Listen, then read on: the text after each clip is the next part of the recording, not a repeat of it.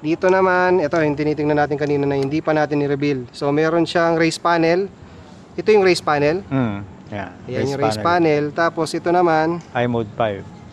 ano para saan to, bossing? Para sa Halos mga same, hindi nakakaalam. halos same lang ng ano yan, ng race panel. Kaya lang ito, pwede kang magbukas ng auto-tune, pwede kang mag-close loop ng AFR mo dito. Ah, okay. Saka yung charge ng ng e-boost, nakikita mo ito. Nakikita mo dyan.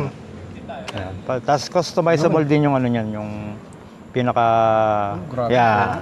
Ay, boy tampal pa. Ayos ah. Yan, saka touchscreen siya. Oo nga no. Saan mo nakikita yung nag-charge siya? Ito, Ganda pala niya. ito siya. Yan. Pagka running na yung makina, puno yan. Okay. Pogi no? Grabe oh. Ang daming... Ewan ko, hindi ko maintindihan yan. Basta Mga lap timer yan sa lap circuit. timer.